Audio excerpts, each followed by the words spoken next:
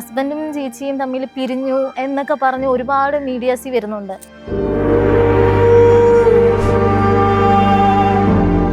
എല്ലാം കൈവിട്ടു പോയി, ഇനി ഒന്നും തിരിച്ചെടുക്കാൻ പറ്റില്ല എന്ന് വിചാരിച്ച് ഞാൻ അനുഭവിച്ചു പോയ ഒരു ഘട്ടമുണ്ട്. അത് ലോകത്ത് ആർക്കും അറിയില്ല. എൻ്റെ കൂടെ ഉണ്ടായിരുന്ന വളരെ വളരെ വളരെ കുറച്ച് ആൾക്കാർക്ക് മാത്രമേ അറിയൂ ഞാൻ കടന്നുപോയ ഒരു അവസ്ഥ എന്താന്ന്. നമ്മൾ ചില കാര്യങ്ങൾ അനുഭവിക്കാൻ യോഗം ഉണ്ടേ അനുഭവിച്ചു എന്നുള്ള കാര്യം സത്യമാണ്. എനിക്ക് തോന്നുന്നു എൻ്റെ ലൈഫിൽ ഞാൻ സന്തോഷങ്ങൾ ചിലപ്പോൾ പെട്ടെന്ന് മറക്കുമായിരിക്കും, എനിക്ക് കിട്ടിയ വേദനകൾ ഞാൻ മറക്കൂല. ചില കാര്യങ്ങൾ വല്ലാതെ വിഷമിപ്പിക്കും. എൻ്റെ പേഴ്സണൽ കാര്യമാണ്, എൻ്റെ അദ്ദേഹത്തിൻ്റെ പേഴ്സണൽ കാര്യമാണ്. നമുക്കറിയില്ല, നമ്മുടെ അഭിപ്രായ വ്യത്യാസങ്ങൾ ഉണ്ടാവും. ഉറങ്ങാൻ പോലും പറ്റാത്ത ദിവസങ്ങൾ ഉണ്ടായിട്ടുണ്ട്. പുലർച്ചെ 4 മണി വരെയൊക്കെ ഉറങ്ങാൻ പറ്റാതെ ഇങ്ങനെ. കർമ്മയിൽ ഞാനും വിശ്വസിക്കുന്ന ഒരാൾ തന്നെയാണ്. എന്തോ ആയിക്കോട്ടെ, കർമ്മയോ എന്തോ കുന്തോ ആണെങ്കിലും നമ്മൾ ഒരാളെ ദ്രോഹിച്ച് എന്തുണ്ടാക്കിയാലും അത് ശാശ്വത. സ്റ്റാർട്ടിങ്ങിലൊക്കെ ഞാൻ ഭയങ്കര രസമായിരുന്നു. പിന്നെ ഇച്ചിരി എനിക്ക് അത്യാവശ്യം അഹങ്കാരമൊക്കെ ഉണ്ട്. ഡിവോഴ്സ് ആണല്ലോ പറയുന്നത്, അത് ചിന്തയ്ക്ക് വേണ്ടിയാണെന്നൊക്കെയാണ് പറയുന്നത്. ഇത് ഏവനാ ഇപ്പൊ ഇവന് മാമപ്പണി ആയിരിക്കും, എനിക്കറിയില്ല. അല്ലെങ്കിൽ പിന്നെ ചെറ്റത്തരം പറഞ്ഞു നടക്കില്ലല്ലോ. ഇത് ഞാൻ മനസ്സറിയാത്തൊരു കാര്യമാണ്. അത് അവൻ പറഞ്ഞിട്ടുണ്ടെങ്കിൽ ഇന്നല്ലെങ്കിൽ നാളെ അവന്റെ വീട്ടുകാരെ പറ്റും. ഇപ്പോഴെങ്കിലും ഒരു വരുമ്പോഴേ ആ വേദന മനസ്സിലാവുള്ളൂ. നമ്മളെല്ലാവരും ജീവിക്കാൻ വേണ്ടി കഷ്ടപ്പെടുന്ന ആൾക്കാരാണ്. പക്ഷെ എന്ന് വെച്ചാൽ നമ്മൾ ഒരാളെ വിറ്റ് ജീവിക്കരുത്. അമ്മ പ്രായമായിട്ടുള്ള ഒരാളാണ്, അമ്മ ഫോൺ ഉപയോഗിക്കുന്ന ഒരാളാണ്, അമ്മയ്ക്കും സുഹൃത്തുക്കളുണ്ട്. അവരെ വിളിച്ചിട്ട് ഞങ്ങളൊരു ന്യൂസ് അറിഞ്ഞു, സത്യമാണോ എന്ന് ചോദിക്കുമ്പോൾ അമ്മയ്ക്കത് വിഷമാണ്. ആർക്കും എന്തും പറയാവുന്ന ഒരു അവസ്ഥയിലേക്ക് പോയിക്കൊണ്ടിരുന്ന നമുക്ക് പിന്നെ കൺട്രോൾ ചെയ്യാൻ പറ്റാത്ത അവസ്ഥയിലായി പോകും. ആരും എന്നെ ഹെൽപ്പ് ചെയ്യണ്ട, ഞാൻ ആരുടെ ഹെൽപ്പ് ചോദിക്കുന്നില്ല. ഞാൻ കഷ്ടപ്പെടാൻ ഒരു മടിയില്ലാത്ത ഒരാളാണ്, എനിക്ക് ഒരു മടിയില്ല. പക്ഷെ ദ്രോഹിക്കരുത്, എന്നെ ആരെ സഹായിച്ചില്ലെങ്കിലും കുഴപ്പമില്ല, ദ്രോഹിക്കരുത്. ഭാര്യയുടെ തലയിൽ മറ്റേ മീൻ ചട്ടി എടുത്ത് അടിച്ചിട്ടായിരിക്കും വന്നിട്ട് സിജോന്റെ മുഖത്ത് കേക്ക് വരെ തേച്ചു, കുലസ്ത്രീക്ക് പറ്റിയതല്ലെന്നൊക്കെ പറഞ്ഞ് കമന്റ് ചെയ്യുന്നേ. ഞാനും മലയാളം തമ്മിൽ ഞങ്ങൾ തമ്മിൽ ഒരു പ്രശ്നമില്ല. അപ്പൊ ചില ആൾക്കാർക്കെങ്കിലും മനസ്സിലെ വിചാരം എനിക്ക് ഒരു 10-42 വയസ്സുണ്ട് എന്നാ വിചാരം. പക്ഷെ ഞാനത് അഭിനയിക്കുവാ ചെയ്തേ. നിനക്കിനി നായികയായിട്ടൊന്നും കിട്ടുന്നില്ല, തള്ള ക്യാരക്ടറൊക്കെ കിട്ടുള്ളൂ. അങ്ങനെയൊക്കെ ചേച്ചിയെ കേൾക്കത്തക്ക രീതി പറഞ്ഞിട്ടുണ്ട്.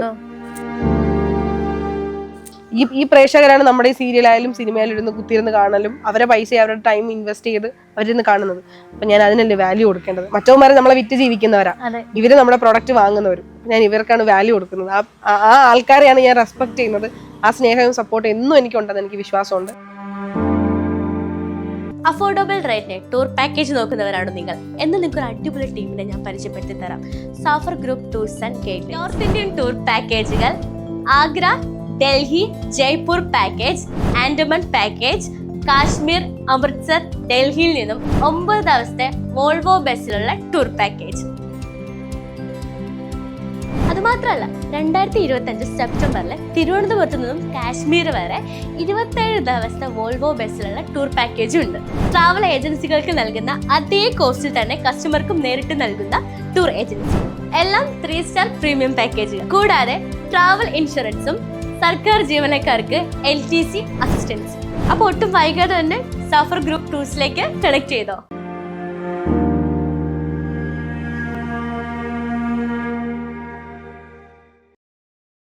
ഇന്ന് എൻ്റെ കൂടെ മഴവിൽ കേരളത്തിലുള്ളത് സ്വാന്തനം എന്ന സീരിയലിലൂടെ ജനപ്രേക്ഷകരുടെ മനസ്സ് കീഴടക്കിയ ജയന്തി എന്ന കഥാപാത്രം ചെയ്ത അപ്സര ചേച്ചിയാണ്. Welcome to the show. Thank you. അപ്പം പുതിയ വിശേഷങ്ങൾ എന്തൊക്കെയാണ് 2025-ലെ? 2025 വിശേഷമാവാൻ അങ്ങനെ വലിയ വിശേഷങ്ങളൊന്നും ആയിട്ടില്ല. 1-2 പ്രൊജക്റ്റുകൾ ഇങ്ങനെ നിൽക്കുന്നുണ്ട്. അപ്പോൾ ഏതെങ്കിലും ഒന്നിൽ കമ്മിറ്റ് ചെയ്യണമെന്ന് ഇങ്ങനെ ഉണ്ട്. അതൊക്കെ തന്നെയാണ് പുതിയ വിശേഷം. പുതിയ ന്യൂ ഇയറിലെ തീരുമാനങ്ങൾ എന്തൊക്കെയാണ്? തീരുമാനങ്ങൾ എനിക്ക് കുറേ പ്ലാൻ ഉണ്ട് കേട്ടോ. കുറേ ഇങ്ങനെ ആഗ്രഹങ്ങളുണ്ട്. അതിൽ ഏതെങ്കിലും 2025 നടപ്പാക്കണം എന്നുണ്ട്. ഒന്ന്, എനിക്ക് എന്തെങ്കിലും ഒരു ബിസിനസ് സ്റ്റാർട്ട് ചെയ്യണം എന്ന് ആഗ്രഹമുണ്ട്. അപ്പോൾ കുറേ നാളായിട്ടൊരു ആഗ്രഹമാണ് ഒരു ബുട്ടീക്ക് തുടങ്ങണമെന്ന്. അപ്പം അതിൻ്റെ 1-2 കാര്യങ്ങളും ചർച്ചകളൊക്കെ ഇങ്ങനെ നടക്കുന്നുണ്ട്. അത് നടക്കട്ടെ. പിന്നെ നല്ല ഏതെങ്കിലും ഒരു പ്രൊജക്റ്റിന്റെ ഭാഗമാവണമെന്ന് ആഗ്രഹമുണ്ട്, അതും നടക്കട്ടെ. ചേച്ചി കുറച്ചുകൂടെ ഫെയിം ആയത് സ്വാന്തനം സീരിയലിൽ വന്നിട്ടല്ലേ, ജയന്തി, ദുഷ്ടത്തിയായ ജയന്തി. അതെ, അല്ല ഫെയിം ഇപ്പൊ അതിനു മുമ്പ് ചെയ്ത ക്യാരക്ടേഴ്സും ആൾക്കാരുടെ ഇടയിൽ അറിയപ്പെട്ടിട്ടുണ്ട്. പക്ഷെ എനിക്ക് തോന്നുന്നു ഇത്രയും ഒരു ഇഷ്ടം ഞാൻ ചെയ്ത ക്യാരക്ടർ ഒരു വില്ലത്തി ക്യാരക്ടർ ആയിരുന്നു ഞാൻ ചെയ്തത്. പക്ഷെ എന്നാലും ആൾക്കാർക്ക് ഒരു ഇഷ്ടമുള്ള ഒരു ക്യാരക്ടറായിരുന്നു, ഇഷ്ടം തോന്നുന്ന ഒരു വില്ലത്തി ക്യാരക്ടറായിരുന്നു എൻ്റെത്. അപ്പൊ ഇപ്പോഴും ഞാൻ ബിഗ് ബോസ് കഴിഞ്ഞപ്പോഴത്തേക്ക് ഞാൻ വിചാരിച്ചു ഈ സാന്ത്വനത്തിലെ ജയന്തിന്റെ ക്യാരക്ടർ ബ്രേക്ക് ചെയ്തിട്ടുള്ളത് ഒരു നെക്സ്റ്റ് ഒരു വർക്കായിട്ടാണ് ഞാൻ അത് കണ്ടത്. പക്ഷെ ഇപ്പോഴും ഞാൻ പുറത്തൊക്കെ പോകുമ്പോൾ ആൾക്കാർക്ക് ബിഗ് ബോസിനെക്കാട്ടിലും എനിക്ക് തോന്നുന്നു കൂടുതൽ ജയന്തി തന്നെയാണ് പറയണേ. അപ്പൊ എനിക്ക് തോന്നുന്നു അങ്ങനെ ഒരു ബ്രേക്ക് കിട്ടിയ ക്യാരക്ടർ ജയന്തി തന്നെയാണ്. ഇപ്പം ബിഗ് ബോസിന് ആ സീരിയൽ കഴിഞ്ഞിട്ട് നേരെ ബിഗ് ബോസിലേക്കല്ലേ കയറിയത്? അതെ, അത് കഴിഞ്ഞൊരു എനിക്ക് തോന്നുന്നു 2 മാസത്തെ ഗ്യാപ്പ് ഉണ്ടായിരുന്നുള്ളൂ. അപ്പോഴേക്കും ബിഗ് ബോസിൽ ജോയിൻ ചെയ്തു. ഈ വട്ട് സിജോ ചേട്ടന്റെ കല്യാണത്തിന് പോയപ്പോ ആ ബാക്ക് ടു ടീമിനെ എല്ലാരെയും കണ്ടില്ല? ഓൾമോസ്റ്റ് എല്ലാരും വന്നിട്ടുണ്ടായില്ല, പക്ഷെ ഓൾമോസ്റ്റ് എല്ലാരും വന്നിട്ടുണ്ടായിരുന്നു. കുറെ ആൾക്കാരെ കാണാൻ പറ്റി. ഈ പറയുന്ന പോലെ എല്ലാരും പലരും പല ഭാഗത്തല്ലേ, അപ്പൊ ഇങ്ങനെ എന്തെങ്കിലും വിശേഷം വരുമ്പോഴേ എല്ലാരും കാണാൻ പറ്റുക. അപ്പൊ കാണാൻ പറ്റി. പുതിയ ഓർമ്മ പുതുക്കലൊക്കെ എങ്ങനെ ഉണ്ടായിരുന്നു? ഓർമ്മ എല്ലാരുമായിട്ട് കോണ്ടാക്ട്സ് ഉണ്ട്, പക്ഷെ നേരിട്ട് കാണലുകൾ കുറവന്നേ ഉള്ളൂ. പക്ഷെ കുറെ ആൾക്കാരെ മിസ് ചെയ്തു. റസ്മിന് വരാൻ പറ്റും, റസ്മിൻ ഇവിടെ ഇല്ല, അവള് ദുബായിലാണ്. സോ അവളെ ഭയങ്കരമായിട്ട് മിസ് ചെയ്തു. ആക്ച്വലി ഇങ്ങനത്തെ എന്തെങ്കിലും വിശേഷം വരുമ്പോൾ ഞാനും അവളെ ഒരുമിച്ച് പോലെ. അപ്പൊ ഇതിലിപ്പോ അവളെ എനിക്ക് ഭയങ്കരമായിട്ട് മിസ് ചെയ്തു. പിന്നെ ശരണ്യ വന്നിട്ടുണ്ടായില്ല, ശ്രീതൂന് എന്തോ വരാൻ പറ്റിയില്ല. സോ അങ്ങനെ കുറെ ആൾക്കാരെ, ശ്രീരേഖ ചേച്ചി, പിന്നെ സുരേഷ് ഏട്ടൻ, അങ്ങനെ കുറെ ആൾക്കാരെ എക്സ്പെക്ട് ചെയ്ത കുറെ ആൾക്കാരെ കാണാൻ പറ്റിയില്ല. ബാക്കി എല്ലാവരും ഉണ്ടായിരുന്നു. ചേച്ചി ആ ബിഗ് ബോസിലെ ചേച്ചിയുടെ ബെസ്റ്റ് ഫ്രണ്ട് ആയിട്ട് അന്ന് തൊട്ട് ഇന്ന് വരെ കൂടെ ഉള്ളത് ആരാണ്? റസ്മിൻ. അല്ലേ? റസ്മിൻ ബായി. ആക്ച്വലി റസ്മിന് ഞാനും അവിടെ എനിക്ക് തോന്നുന്നു അവളുടെ ആ ഒരു ഫ്രണ്ട്ഷിപ്പ് അല്ലെ ആ ഒരു ബോണ്ടൊന്നും അങ്ങനെ പുറത്ത് ആൾക്കാരുടെ ഇടയിൽ പ്രൊജക്ട് ചെയ്തില്ല. ഞങ്ങൾക്ക് അങ്ങനെ രണ്ടുപേർക്കും വലിയ PR ഒന്നും ഇല്ലാത്തതുകൊണ്ട് ഞങ്ങളുടെ സൗഹൃദം വലുതായിട്ട് പ്രൊജക്ട് ചെയ്യപ്പെട്ടില്ല. പക്ഷെ അവിടെ എനിക്ക് തോന്നുന്നു അവൾക്കാണെങ്കിലും എനിക്കാണെങ്കിലും എൻ്റെ എന്ത് കാര്യങ്ങളും ഈവൻ പോസിറ്റീവായാലും നെഗറ്റീവായാലും എനിക്കിപ്പോൾ അവളോട് ദേഷ്യപ്പെടണമെങ്കിൽ തന്നെ അവിടെയാണെങ്കിൽ പോലും എനിക്ക് ഞാൻ ദേഷ്യപ്പെട്ട അവൾ എൻ്റെ അടുത്ത് തെറ്റിദ്ധരിക്കും അങ്ങനെ തോന്നിയിട്ട് ഞാൻ ചെയ്തിട്ടില്ല. എനിക്ക് അവളുടെ അടുത്ത് ഡയറക്റ്റ് ചെയ്യാനുള്ളൊരു ഫ്രീഡം ഉണ്ടായിരുന്നു, ഈവൻ പറയാതെ തന്നെ. തിരിച്ച് അവൾക്കും സ്റ്റിൽ ഇപ്പോഴും പുറത്തിറങ്ങിയതിന് ശേഷവും ആ ഒരു സൗഹൃദം ഞങ്ങൾ മെയിൻറ്റെയിൻ ചെയ്ത് പോകുന്നുണ്ട്. അങ്ങോട്ടും ഇങ്ങോട്ടും എന്ത് കാര്യങ്ങളും, ഏറ്റവും മോശം കാര്യങ്ങൾ വരെ അങ്ങോട്ടും ഇങ്ങോട്ടും ഷെയർ ചെയ്യാൻ പറ്റുന്ന ഒരു ബന്ധമാണ്. ചേച്ചി ഒരിടയ്ക്ക് ഇൻസ്റ്റഗ്രാമിൽ ഫുള്ള് നിറഞ്ഞു നിൽക്കുമായിരുന്നു. ഫോട്ടോസ് ആയാലും വീഡിയോസ് ആയാലും സ്റ്റോറി ആയാലും എല്ലാം ഉണ്ടായിരുന്നു. പക്ഷെ ഇപ്പൊ ചേച്ചിയെ കാണാനില്ല. ഇടയ്ക്ക് കാണാൻ വരും, ഒരു സ്റ്റോറി ഇടും, ഒരു ഫോട്ടോ കാണാൻ വല്ലപ്പോഴും ഇടും, പോവും. എന്ത് പറ്റി സത്യത്തിൽ? ഇത് നല്ല ക്വസ്റ്റ്യൻ ആട്ടോ. ആക്ച്വലി കുറേ ആൾക്കാർ ഞാൻ പൊതുവെ ഇങ്ങനെ കമന്റ്സുകൾ ഇങ്ങനെ നോക്കിയിരിക്കലോ അതിന് റിപ്ലൈ കൊടുക്കുന്ന ഒരാളല്ല. റെയറാണ് ഞാൻ അങ്ങനെ റിപ്ലൈ കൊടുക്കുന്നത്. പക്ഷെ എൻ്റെ സുഹൃത്തുക്കൾ ഇത് കണ്ടിട്ട് കുറേ ആൾക്കാരെ പറഞ്ഞിട്ടുണ്ടായിരുന്നു, അപ്സരയുടെ ഇൻസ്റ്റാഗ്രാമിൽ കുറേ ഫോട്ടോസ് ഡിലീറ്റ് ചെയ്ത് കളഞ്ഞു, അപ്സരയുടെ ഇൻസ്റ്റാഗ്രാം ഇപ്പം ആക്റ്റീവ് അല്ല എന്നൊക്കെ പറഞ്ഞിട്ട് കുറേ ആൾക്കാർ ഇങ്ങനെ വീഡിയോസും പോസ്റ്റൊക്കെ കണ്ടതായിട്ട്. ആക്ച്വലി എനിക്ക് പറയാനുള്ളത്, ഞാൻ ബിഗ് ബോസിൽ പോകുന്നത് വരെ എൻ്റെ പേജ് അത്യാവശ്യം ഫോളോവേഴ്സൊക്കെ ഉള്ളൊരു പേജ് എനിക്ക് ഉണ്ടായി. പോയിട്ട് തിരിച്ചു വന്നപ്പോൾ ആ പേജ് ഇല്ല. ഇപ്പോൾ ആ പേജ് പോയി, ഹാക്കായി പോയി ആ പേജ്. സോ ഞാൻ ഇറങ്ങിയതിന് ശേഷം പുതിയൊരു പേജ് ക്രിയേറ്റ് ചെയ്തതാണ്. അപ്പോൾ ഇപ്പം നിലവിൽ എൻ്റെ ഉള്ള കുറച്ച് ഫോട്ടോസ്, കുറച്ച് വീഡിയോസൊക്കെ ഞാൻ റീസ്റ്റാർട്ട് ചെയ്തതാണ്. അപ്പം ആൾക്കാരുടെ വിചാരം എൻ്റെ പഴയ പേജിൽ നിന്ന് ഞാൻ എല്ലാം ഡിലീറ്റ് ചെയ്തിട്ട് ഒന്നേന്ന് അങ്ങനെയല്ല, പഴയത് അത്യാവശ്യം ഫോളോവേഴ്സൊക്കെ ഉള്ളത്. ഇപ്പം എൻ്റെ അതിലെ പേജിലെ ഫോളോവേഴ്സ് കണ്ടാൽ തന്നെ അറിയാം, കുറച്ച് ഫോളോവേഴ്സ് ഉണ്ട്. എനിക്ക് തോന്നുന്നു ഒരു 14,000 സംതിങ്ങേ ഉള്ളൂ ഇപ്പോഴത്തെ ഫോളോവേഴ്സ്. അതിപ്പോൾ തുടങ്ങിയത്, റീസെൻ്റ് ആയിട്ടും തുടങ്ങി. ഞാൻ കുറച്ച് വീഡിയോസും കുറച്ച് ഫോട്ടോസൊക്കെ ഇട്ട് അതിങ്ങനെ ബിൽഡ് ചെയ്ത് കൊണ്ടുവരണതേ ഉള്ളൂ. പിന്നെ ഞാൻ എന്താ അറിയോ, എനിക്ക് അത്യാവശ്യം ഈ കാര്യത്തിൽ ഇച്ചിരി ഇൻട്രോവേർട്ടാണ് ഞാൻ. എനിക്ക് ഇങ്ങനെ ഭയങ്കര റീൽസ് ചെയ്യുക, അതിങ്ങനെ പോസ്റ്റ് ചെയ്യല്, അതിലൊന്നും വലിയ ചിലപ്പോൾ കഴിവില്ലാത്തതുകൊണ്ടായിരിക്കാം. അല്ല, എനിക്ക് ഇഷ്ടമാണ് കേട്ടോ, കാണാനൊക്കെ ഇഷ്ടമാണ്. ഞാൻ റീൽസൊക്കെ കാണുക, ആസ്വദിക്കുന്ന ഒരാളാണ്. പക്ഷെ എനിക്ക് ഈ കുത്തിയിരുന്നിട്ട് റീൽസ് ചെയ്യുക അത് എനിക്ക് ഭയങ്കര ചമ്മലായിട്ടുള്ള ഒരാളാണ്. അപ്പൊ അതുകൊണ്ട് ചെയ്യും. ചിലപ്പോൾ ഇടയ്ക്ക് ഇങ്ങനെ ആരെങ്കിലുമൊക്കെ കൂടെ ഉണ്ടെങ്കിൽ ചില ആൾക്കാരൊക്കെ ഇങ്ങനെ നമുക്ക് ചെയ്യാന്നൊക്കെ പറഞ്ഞാൽ കൂടെ ചെയ്യും. ഒറ്റയ്ക്ക് ചെയ്യുന്നത് വളരെ കുറവാണ്. അതുകൊണ്ടാണ്, അല്ലാണ്ട് ഇഷ്ടമല്ലാത്തതൊന്നുമല്ല. ഞാൻ അതിലേക്ക് വരുമായിരുന്നു. കാരണം ഇപ്പൊ പലയിടത്തും പല മീഡിയസിലും ചർച്ചകൾ നടപ്പുണ്ട്. ചേച്ചിയുടെ കല്യാണ ഫോട്ടോ കാണുന്നില്ല, ചേച്ചിയുടെ ഹസ്ബൻഡ് ആയിട്ടുള്ള ഫോട്ടോസ് കാണുന്നില്ല, ഡിലീറ്റ് ആക്കി എന്നൊക്കെ ഒത്തിരി മീഡിയാസിൽ വരുന്നുണ്ട്. യൂട്യൂബിലൊക്കെ ചേച്ചിയുടെ പേരടിച്ച് നോക്കിയാൽ ഫസ്റ്റ് വരുന്നത് ഇതാണ്, പരസ്പരം ഫോളോ ചെയ്യുന്നില്ല, എന്താ ഫോട്ടോ ഇട്ടിട്ടില്ല എന്നൊക്കെയാണ് വരുന്നത്. അല്ല, അതാ ഞാൻ പറഞ്ഞ എന്റെ പഴയ പേജ് പോയി, അത് ഹാക്കായി പോയി ആ പേജ്. ഇപ്പോ ഞാൻ ഡിലീറ്റ് ചെയ്ത ഒറ്റയടിക്ക് എന്റെ ഫോളോവേഴ്സ് കുറയില്ലല്ലോ. അപ്പൊ ഇപ്പോഴത്തെ ഫോളോവേഴ്സ് കാണുമ്പോൾ തന്നെ അറിയാം, 14,000 സംതിങ്ങേ ഉള്ളൂ ഇപ്പോഴത്തെ ആൾക്കാർ. അപ്പൊ ഞാൻ ബിഗ് ബോസിൽ നിന്ന് ഇറങ്ങിയപ്പോൾ എന്റെ പഴയ പേജ് ഹാക്കായിപ്പോയി. ഞാൻ കുറേ നോക്കി റിക്കവർ ചെയ്യാനായിട്ട്. ബിഗ് ബോസ് കഴിഞ്ഞതോടെ കിട്ടിയ വലിയൊരു സന്തോഷമാണ്. അത് ഉണ്ടായിരുന്നൊരു പേജ് ഓടിപ്പോയി. പിന്നെ ഇപ്പൊ പുതിയതായിട്ട് തുടങ്ങിയിട്ട് ഇപ്പൊ നിലവിലുള്ള കുറച്ച് ഫോട്ടോസ് പിന്നെ പുതിയ വീഡിയോസ് ഒക്കെ എടുക്കുമ്പോൾ അത് അപ്ഡേറ്റ് ചെയ്യുന്നേ ഉള്ളൂ. അല്ലാതെ അതിൽ വേറെ ഞാൻ ഒന്നും ഡിലീറ്റ് ഒന്നും ചെയ്തിട്ടില്ല. ചേച്ചി ബിഗ് ബോസിൽ നിന്ന് ഇറങ്ങിയതിന് ശേഷം എപ്പോഴെങ്കിലും ഒക്കെ ഇങ്ങനെ നമുക്ക് എന്തെങ്കിലും കാര്യമായിട്ടൊക്കെ മൂഡ് ഓഫ് വരുമല്ലോ, അപ്പൊ ഇങ്ങനെ ആലോചിച്ചിട്ടുണ്ട്, ഓ ബിഗ് ബോക്സിൽ പോവണ്ടായിരുന്നു, ആ ഒരു തീരുമാനം എടുക്കണ്ടായിരുന്നു എന്നൊക്കെ തോന്നിയിട്ടുണ്ടായിരുന്നോ? എപ്പോഴെങ്കിലും അതിൽ നിന്ന് ഇറങ്ങിയിട്ടൊന്ന് ഡൗൺ ആയിട്ട് ഇരുന്നിട്ടുണ്ടോ? ഇല്ല, ഞാൻ ബിഗ് ബോസിൽ പോകണ്ടായിരുന്നു എന്നും തോന്നിയിട്ടില്ല, ഒരിക്കലും തോന്നിയിട്ടില്ല. ഡൗൺ ആയിട്ടുണ്ട്. അതിനുശേഷം എനിക്ക് ഞാൻ പറയാം, ആവശ്യമില്ലാത്ത ഓരോ ഇഷ്യൂസ് ഒക്കെ വരുന്ന സമയത്ത് സങ്കടം തോന്നിയിട്ടുണ്ട്. വളരെ മോശം അവസ്ഥയിലൂടെ ആയിരുന്നു ഞാൻ. എനിക്ക് തോന്നുന്നു ബിഗ് ബോസിൽ നിന്ന് ഇറങ്ങിയിട്ടൊരു 3-4 മാസം ഭയങ്കര ഒരു ഡിപ്രഷൻ. ഞാൻ ആരുമായിട്ട് ഭയങ്കര കോണ്ടാക്ട്സ് ഇല്ലാതെയായി, ആരുമായിട്ടും ഒരു ബന്ധവും ഇല്ലാതെയായി, സോഷ്യൽ മീഡിയയിൽ ആക്റ്റീവ് അല്ല, ഒന്നിലും ആക്റ്റീവ് അല്ല. പ്രൊജക്റ്റുകൾ തന്നെ കുറേ വർക്കുകൾ വന്നു, ഒന്നും കമ്മിറ്റ് ചെയ്തിട്ടുണ്ടായിരുന്നില്ല. പക്ഷെ ഇപ്പം എനിക്ക് തോന്നുന്നു അങ്ങനെ മാറിയിരിക്കാൻ പാടില്ല, തിരിച്ചു വരണം. ആക്ച്വലി എനിക്ക് തോന്നുന്നു ഇപ്പോഴും ഞാൻ പുറത്തു പോകുമ്പോൾ ഞാൻ വിചാരിച്ചു ഇപ്പോൾ നമ്മുടെ സാന്ത്വനം കഴിഞ്ഞിട്ട് എനിക്ക് തോന്നുന്നു ഏകദേശം 1 വർഷം ആവാറായി തോന്നുന്നു കഴിഞ്ഞിട്ട്. പക്ഷെ ഇപ്പോഴും ആൾക്കാർ അത് അറിയപ്പെടുന്നു, അതിനെക്കുറിച്ച് ചോദിക്കുന്നു. ഇപ്പോഴും ആൾക്കാരുടെ ഇടയിൽ ആ ഒരു ഇഷ്ടം ഉണ്ടല്ലോ. അപ്പോൾ എനിക്ക് അഭിനയിക്കാൻ ഭയങ്കര ഇഷ്ടമുള്ള ഒരാളാണ്. ഞാൻ എപ്പോഴും ഞാൻ പറയുന്നത്, ഞാൻ ഏറ്റവും കൂടുതൽ എനിക്ക് സന്തോഷം കിട്ടുന്ന ഒരു കാര്യം ആക്ട് ചെയ്യുമ്പോൾ എനിക്ക് ഭയങ്കര സന്തോഷം കിട്ടലുണ്ട്. അപ്പോൾ ഞാൻ വിചാരിച്ചു അത് ഒഴിവാക്കേണ്ട കാര്യമില്ല, ചെയ്യണം. അപ്പോൾ എനിക്ക് ഇന്ന് എത്രയും പെട്ടെന്ന് നല്ലൊരു പ്രൊജക്റ്റ് ചെയ്യണം, ആക്റ്റീവ് ആവണം. പിന്നെ പ്രശ്നങ്ങൾ ഇങ്ങനെ ഉണ്ടായിക്കൊണ്ടേയിരിക്കും. ഞാൻ ഒരു സമയത്ത് ഇപ്പം ബിഗ് ബോസിൽ നിന്ന് ഇറങ്ങി ആ ഒരു 3 മാസം എനിക്ക് പുറം ലോകമായിട്ട് ഒരു ബന്ധമില്ല, ആരുമായിട്ടൊരു ബന്ധമില്ല. ഫുൾ മൈൻഡ് അതിലായിരുന്നു. ഞാൻ 100% അതിൽ ഡെഡിക്കേറ്റ് ചെയ്ത് നിന്നൊരാളാണ്. പെട്ടെന്ന് അവിടെ നിന്ന് ഇറങ്ങിയിട്ട് വേറൊരു ഇഷ്യൂ, അതിൽ കുറേ പ്രശ്നങ്ങൾ, ഞാൻ പോലും അറിയാത്ത കുറേ പ്രശ്നങ്ങൾ എൻ്റെ തലയിൽ വെക്കുമ്പോൾ എനിക്കിത് എങ്ങനെ ഹാൻഡിൽ ചെയ്യണമെന്ന് അറിയാൻ പറ്റാതെ ആയിപ്പോയി. ഞാൻ ഫുൾ ഡൗൺ ആയിപ്പോയി. എനിക്ക് എന്ത് ചെയ്യണമെന്ന് അറിയില്ല. അപ്പം അങ്ങനെ കുറേ പ്രശ്നങ്ങളിലൂടെയാണ് കടന്നു പോയിക്കൊണ്ടിരുന്നത്. ഇപ്പോൾ ഒരു 2-3 മാസമായിട്ട് വീണ്ടും ഒന്ന് ആക്റ്റീവായി വരാൻ ശ്രമിച്ചുകൊണ്ടിരിക്കുകയാണ്. വരും. ആ ഒരു ടൈമിൽ ചേച്ചി ഏറ്റവും കൂടുതൽ ചേർത്ത് പിടിച്ചത് ആരായിരുന്നു? വീട്ടുകാർ തന്നെയാണ്. വീട്ടുകാരുണ്ട്, കുറേ സുഹൃത്തുക്കളുണ്ട്. ആക്ച്വലി ഞാൻ പറഞ്ഞില്ലേ, ഞാൻ എങ്ങനെ ആ ഒരു കാര്യങ്ങൾ തരണം ചെയ്യുന്ന എനിക്ക് അറിയില്ലായിരുന്നു. ലൈക്ക് എനിക്ക് ഹാൻഡിൽ ചെയ്യാൻ പറ്റാത്ത രീതിയിലുള്ള കുറേ പ്രശ്നങ്ങളുണ്ടായിരുന്നു, കുറേ ക്വസ്റ്റ്യൻസ്, കുറേ കോൺട്രവേഴ്സീസ്, കുറേ ആൾക്കാർ. എനിക്കറിയില്ല ഇങ്ങനെ ലൈക്ക് രാത്രി ഉറങ്ങാൻ പോലും പറ്റാത്ത. ഇപ്പം ബിഗ് ബോസിൽ നിന്ന് ഇറങ്ങി നമുക്ക് കാരണം അവിടെ ഉറക്കം കറക്റ്റ് അല്ല, അവിടെ നമ്മൾ ടൈമിങ് അറിയില്ല. ആ ആൾക്കാർ പുറത്തിറങ്ങുമ്പോൾ അതിൻ്റെതായിട്ടുള്ള കുറേ പ്രശ്നങ്ങൾ എല്ലാവർക്കും ഉണ്ടായിരുന്നു.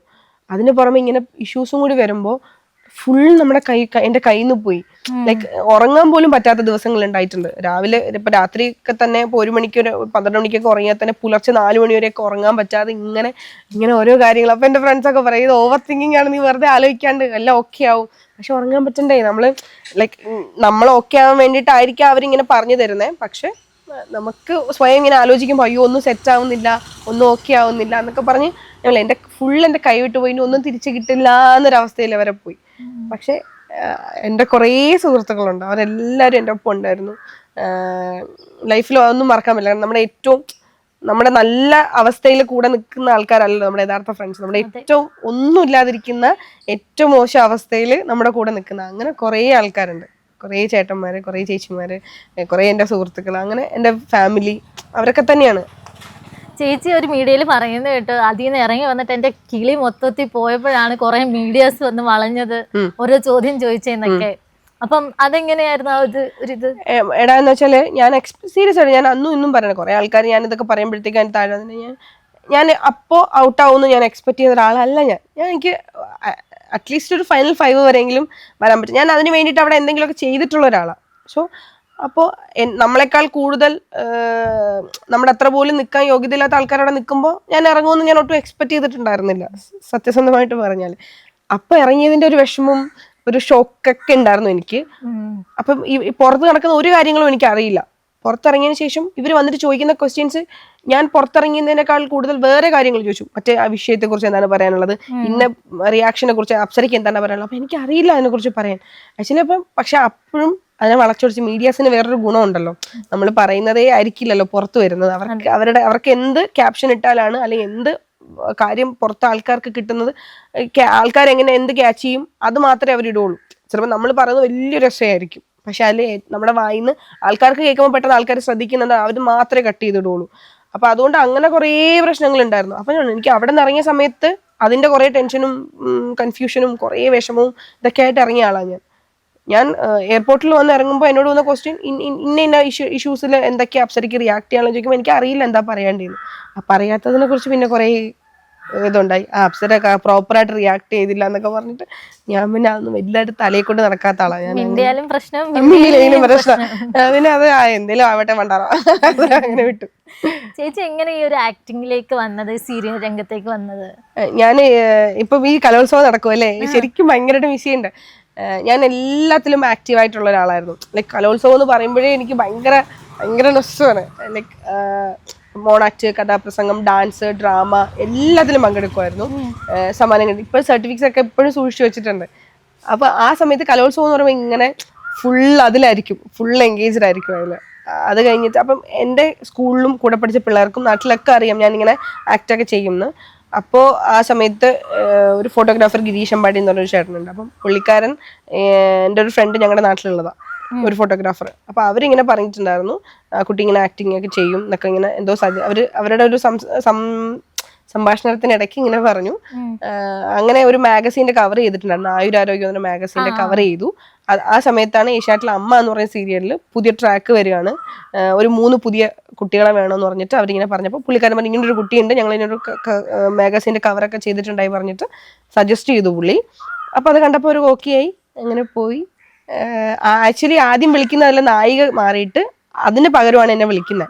അപ്പം ഞാൻ അവിടെ പോയിട്ട് ഇങ്ങനെ ലൗഡായിട്ട്, നമ്മൾ ഈ സ്റ്റേജിൽ പെർഫോം ചെയ്യുന്ന പോലെ അല്ലല്ലോ, സീരിയലിൽ എൻ്റെ ഡിഫറെൻറ്റാണ്. അപ്പം ഞാൻ കുറച്ചുകൂടെ അവർക്ക് ഇങ്ങനെ വൈഡായിട്ട് ചെയ്യണ പോലെ ഒരു ഫീൽ വന്നപ്പോൾ അവർ പറഞ്ഞു വേറൊരു ക്യാരക്ടറെ വിളിക്കാം. എന്നെ റിജക്ട് ചെയ്തു.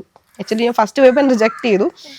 പിന്നെ ഒരു മാസം കഴിഞ്ഞപ്പോൾ വീണ്ടും തിരിച്ചു വിളിച്ചിട്ടാണ് ഏഷ്യാനെറ്റിൽ തന്നെ. പക്ഷെ നല്ല പ്രൊഡക്ഷൻ്റെ കൂടെ വർക്ക് ചെയ്യാൻ പറ്റും. സ്റ്റാർട്ടിങ് തന്നെ എനിക്ക് തോന്നുന്നു അതിലിപ്പോൾ ദൈവത്തിനോട് നന്ദി പറയും. കാരണം ഏഷ്യാനെറ്റ് പോലത്തെ വലിയൊരു ചാനലിൽ, മെർലാൻഡ് എന്ന് പറയുന്ന വലിയൊരു പ്രൊഡക്ഷൻ കമ്പനിയിൽ നല്ലൊരു ക്യാരക്ടർ, ഏഷ്യാനെറ്റ് തന്നെ നല്ലൊരു ക്യാരക്ടർ ചെയ്യാൻ പറ്റി. അങ്ങനെയാണ് സീരിയലിലേക്ക് വരുന്നത്. പിന്നെ അതിനുശേഷം ബാക്ക് ടു ബാക്ക് കുറേ വർക്കുകൾ ചെയ്തു.